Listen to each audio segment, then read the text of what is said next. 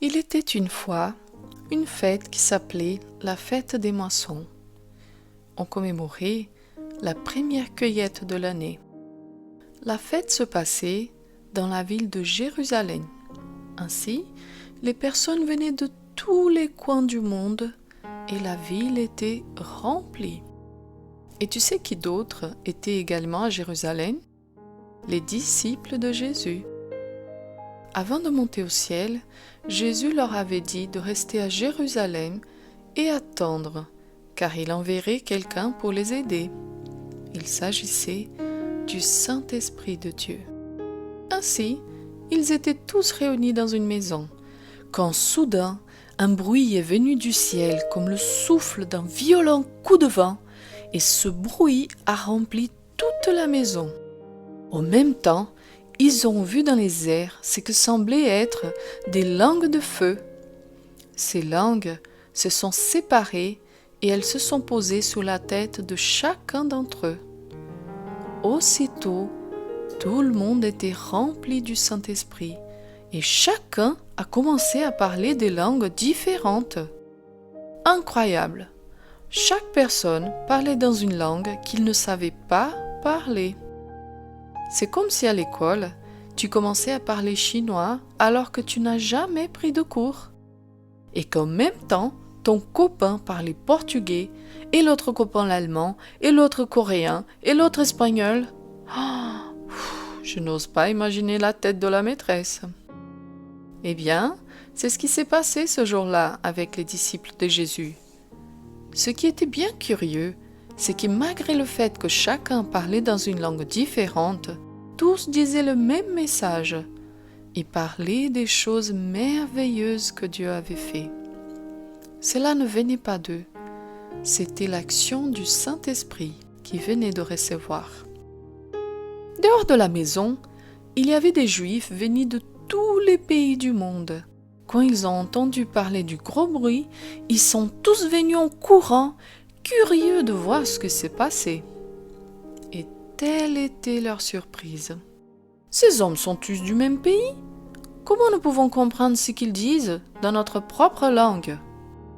Et les gens se posaient des questions. Comment cela est possible? Alors quelqu'un a dit « Ils sont ivres !» C'est alors que Pierre s'est levé avec les autres disciples et d'une voix très forte, il a pris la parole. « Ces gens ne sont pas ivres. Il est à peine 9 heures du matin, voyons. » Ce qui arrive maintenant a été annoncé dans la Bible il y a des années en arrière. Le prophète Joël avait écrit qu'à la fin des temps, Dieu déverserait son esprit sur tous les hommes et que cela le permettrait de prophétiser, d'avoir des visions et de rêves de la part de Dieu. Il était aussi écrit qu'à la fin des temps, Dieu montrait des prodiges et des signes et que tous ceux qui croient en Jésus seraient sauvés. Pierre a profité de l'occasion pour pouvoir parler de Jésus à tout ce monde. Pierre a expliqué que Jésus était le Fils de Dieu et qu'il était venu sur terre pour mourir pour nos péchés. Mais qu'après avoir été tué par les Juifs et cloué sur la croix, il a été plus fort que la mort. Il est ressuscité et que pas seulement Pierre, mais aussi tous les disciples ont vu Jésus monter sur le ciel. Quand les gens ont entendu ceci, ils étaient tous déconcertés et ils ont demandé à Pierre quoi faire. Pierre a répondu « Il faut demander pardon à Jésus pour les choses méchantes que vous faites. Jésus vous pardonnera et vous recevrez vous aussi le cadeau du Saint-Esprit. » Toi qui es devenu ami de Jésus, tu as reçu le Saint-Esprit dans ton cœur et le Saint-Esprit te donne une force, te donne du courage, de l'amour et de la sagesse.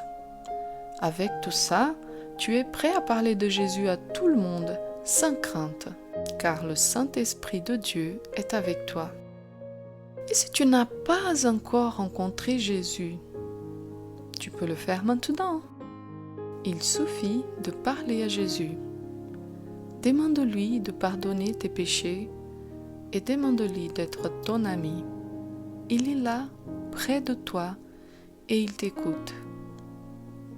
Ce jour-là, environ 3000 personnes ont pris cette décision de recevoir Jésus dans leur cœur. Et ils sont devenus amis de Jésus. Ils ont également reçu le Saint-Esprit. Et depuis ce jour-là, la fête de moisson a été désormais appelée la Pentecôte. Ferme tes yeux, s'il te plaît. Seigneur Jésus, merci pour ce que tu as fait à la croix pour nous. Merci d'avoir pardonné nos péchés et merci d'être notre ami. Merci pour le Saint-Esprit qui nous remplit de force. Merci parce que ton Saint-Esprit nous console, nous aide et nous parle à nos cœurs.